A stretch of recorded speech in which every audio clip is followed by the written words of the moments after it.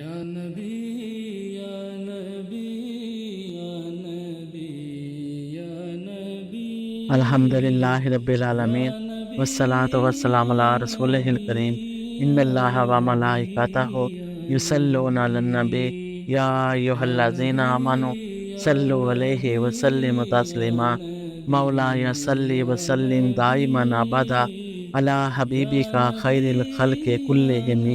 اللہ تبارک و تعالیٰ نے قرآن پاک میں ارشاد فرمایا کہ اے حبیب آپ فرما دیں اگر تم اللہ سے محبت کرتے ہو تو میری پیروی کرو، تب اللہ تمہیں اپنا محبوب بنا لے گا اور تمہارے لیے تمہارے گناہ معاف فرما دے گا، اور اللہ نہایت بخشنے والا مہربان ہے۔ قرآن پاک میں ارشاد باری تعالیٰ ہے وہ باتیں جو تمہارے دلوں میں ہیں خواہ انہیں ظاہر کرو یا انہیں چھپاؤ، اللہ تم سے اس کا حساب لے گا، پھر جسے وہ چاہے گا بخش دے گا اور جسے چاہے گا عذاب دے گا، اور اللہ ہر چیز پر کامل قدرت رکھتا ہے۔ بے شک جو لوگ ایمان لائے اور نیک عمل کیے یقیناً ہم اس شخص کا اجر ضائع نہیں کرتے جو نیک عمل وہ کرتا ہے، لیکن جس نے توبہ کر لی اور ایمان لے آیا اور نیک عمل کیے تو یقیناً وہ فلاح پانے والوں میں سے ہوگا۔ آقا حضور صلی اللہ علیہ وآلہ وسلم نے فرمایا اعمال کا دار و مدار نیت پر ہے، اور ہر شخص کے لیے وہی ہے جس کی اس نے نیت کی، بس جس نے اللہ تعالیٰ اور اس کے رسول صلی اللہ علیہ وآلہ وسلم کی طرف ہجرت کی اس کی ہجرت اللہ تعالیٰ اور اس کے رسول صلی اللہ علیہ وآلہ وسلم کے لیے ہی شمار ہوگی، اور جس کی ہجرت دنیا حاصل کرنے یا کسی عورت سے شادی کرنے کے لیے ہوئی تو اس کی ہجرت اسی کے لیے ہے جس کی طرف اس نے ہجرت کی۔ آقا حضور صلی اللہ علیہ وآلہ وسلم کا ارشاد پاک ہے بے شک اللہ تعالیٰ نہ تمہارے جسموں کو دیکھتا ہے اور نہ ہی تمہاری صورتوں کو، بلکہ وہ تو تمہارے دلوں کو دیکھتا ہے۔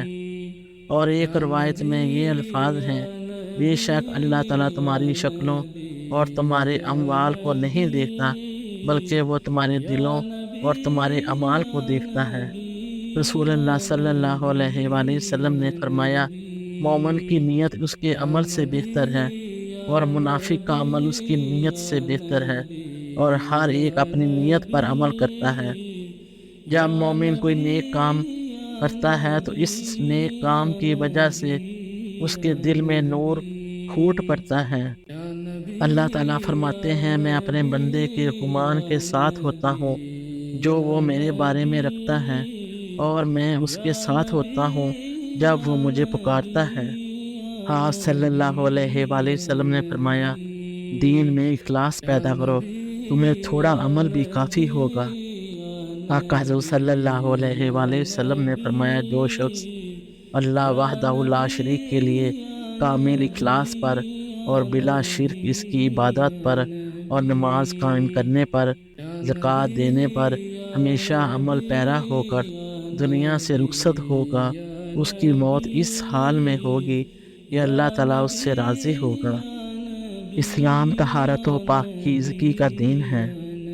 اسلام نے مسلمانوں کو آداب طہارت کا ایک بہترین نظام دیا ہے۔ اللہ تبارک و تعالیٰ ان لوگوں کو پسند فرماتے ہیں جو پاکیزگی کو اپنا شعار بناتے ہیں۔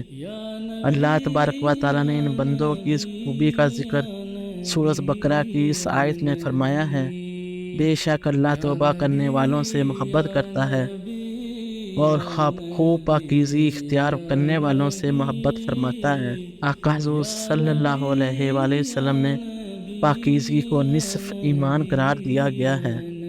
معلوم ہوا کہ ہمارا ایمان اس وقت تک مکمل نہیں ہو سکتا جب تک ہم طہارت کے تقاضوں کو پورا نہیں کرتے۔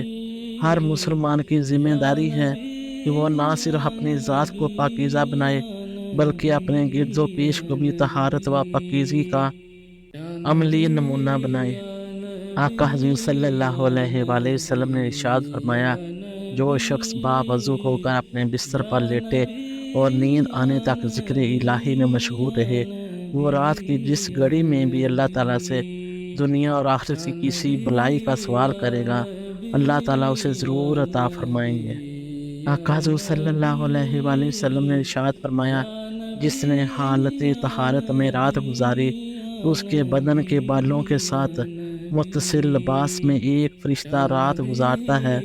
وہ شخص جب بھی بیدار ہوتا ہے تو فرشتہ اس کے لیے دعا کرتا ہے کہ یا اللہ اپنے فلاں بندے کو کی بخشش فرما، اس نے طہارت کی حالت میں رات گزاری ہے۔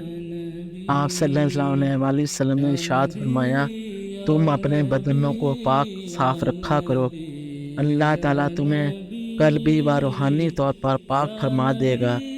اللہ تبارک و تعالیٰ ہمیں اس احادیث مبارکہ کی روشنی میں استفادہ حاصل کرنے کی توفیق عطا فرمائے اور ہمیں جسمانی اور روحانی طور پر طہارت و پاکیزگی کا پیکر بنائے۔ آمین ثم آمین۔ جزاکم اللہ خیر و احسن الجزاء۔